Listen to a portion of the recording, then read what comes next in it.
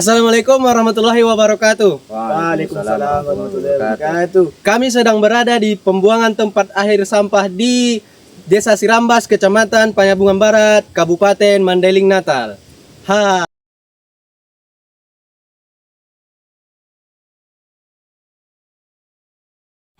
Baiklah, kawan-kawan, saya Ahmad Saiful Lubis akan mencoba menjelaskan apa itu definisi pencemaran dan macam-macam pencemaran. Pencemaran adalah masuknya zat atau energi ke dalam lingkungan yang menyebabkan kerusakan atau perubahan, merugikan pada ekosistem, kesehatan manusia, atau kualitas hidup. Pencemaran ini biasanya berasal dari aktivitas manusia atau proses alamiah. Nah, macam-macam pencemaran sendiri, yaitu yang pertama kita punya pencemaran udara. Ini terjadi akibat emisi gas dan partikel dari kendaraan, industri, dan pembakaran sampah. Contoh zat pencemaran yang sering kita temui adalah karbon monoksida, sulfur dioksida, dan debu.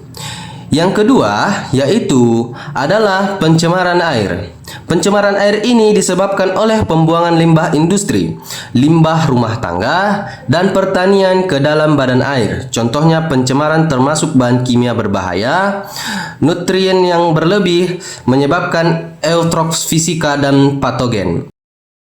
Yang ketiga yaitu pencemaran tanah. Pencemaran tanah juga menjadi masalah serius. Ini terjadi akibat penumpukan bahan berbahaya seperti pestisida, limbah padat, dan sampah atau logam berat yang dapat merusak kesuburan tanah. Kenalkan, nama saya Feridiansa Siregar. Kali ini saya akan menjelaskan tentang pencemaran tanah. Pencemaran tanah adalah terjadinya kontaminasi tanah oleh zat-zat berbahaya yang dapat merusak kualitas dan kesuburan tanah. Hal ini biasanya disebabkan oleh aktivitas manusia seperti industri, pertanian, dan pembuangan limbah yang tidak terkelola dengan baik. Yang kedua adalah jenis-jenis pencemaran tanah.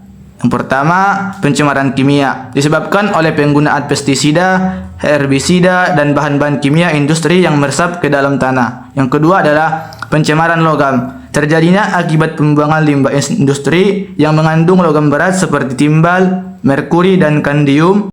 Yang ketiga adalah pencemaran limbah padat. Penumpukan limbah rumah tangga dan industri yang tidak terkelola dapat mencemari tanah.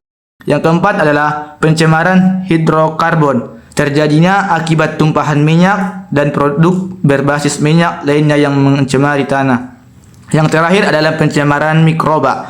Penyebab patogen melalui limbah cair yang mencemari tanah yang dapat membahayakan kesehatan. Dampak pencemaran tanah pada masyarakat. Yang pertama adalah kesehatan. Kontaminasi tanah dapat menyebabkan penyakit melalui makanan atau air yang terkontaminasi. Yang kedua adalah kesuburan tanah. Pencemaran mengurangi kesuburan tanah yang berdampak pada hasil pertanian. Yang ketiga adalah lingkungan, mengganggu ekosistem lokal dan mengurangi keanekaragaman hayati. Dan yang terakhir adalah ekonomi. Biaya untuk membersihkan tanah yang cemar dapat membebani anggaran pemerintah dan masyarakat. Baik, saya Aldian Syadaulay akan menjelaskan hasil penelitian kami, tetapi dalam kesempatan ini saya akan menjelaskan dalam aspek perekonomian. Pencemaran tanah akibat penumpukan sampah di Kabupaten Panyabungan Barat tidak hanya berdampak pada lingkungan dan kesehatan masyarakat, namun juga memiliki implikasi yang signifikan terhadap perekonomian daerah. Misalkan saja yang pertama adalah penurunan nilai tanah dan properti. Turunnya minat investor di daerah tercemar akan menurun drastis. Investor akan enggan menanamkan modal di daerah yang memiliki masalah lingkungan yang serius. Dan selanjutnya adalah harga properti menurun. Rumah, tanah, dan properti lainnya di sekitar area pembuangan sampah akan mengalami penurunan nilai jual yang signifikan. Hal ini disebabkan oleh penurunan kualitas lingkungan hidup dan meningkatkan risiko kesehatan. Yang kedua adalah kerugian sektor pertanian. Penurunan produktivitas tanah seperti limbah sampah yang dapat mengurangi kesuburan tanah sehingga hasil pertanian menjadi berkurang. Selanjutnya adalah kontaminasi hasil pertanian. Tanaman yang tumbuh di tanah yang tercemar berpotensi terkontaminasi oleh zat-zat yang berbahaya dari sampah, sehingga tidak aman untuk dikonsumsi dan menyebabkan kerugian bagi petani dan konsumen. 3. Kerugian sektor pariwisata. Penurunan minat wisatawan yang memiliki masalah lingkungan seperti pencemaran tanah akan kurang menarik bagi wisatawan. Kemudian untuk citra daerah yang tercemar akan sulit dipulihkan sehingga berdampak negatif pada sektor pariwisata. Yang keempat adalah pengelolaan sampah lingkungan yang tinggi. Pemerintahan daerah harus mengeluarkan biaya yang besar untuk membersihkan dan merehabilitasi lahan yang tercemar.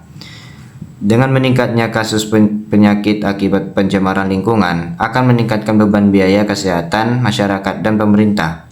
Yang kelima adalah pengangguran dan kemiskinan. Usaha kecil yang menengah dan yang tergantung pada sumber daya alam yang tercemar dapat mengalami kesulitan bahkan tutup. Penurunan produktivitas sektor pertanian dan pariwisata akan berdampak pada penurunan pendapatan masyarakat. Kesimpulannya, pencemaran tanah akibat sampah berlebih di Kabupaten Penyambungan Barat memiliki dampak yang sangat kompleks dan meluas. Tidak hanya pada lingkungan dan kesehatan masyarakat, tetapi juga pada perekonomian daerah. Oleh karena itu, diperlukan upaya yang serius berintegrasi untuk mengatasi masalah ini, melibatkan seluruh pemangku kepentingan. Sekian dari saya.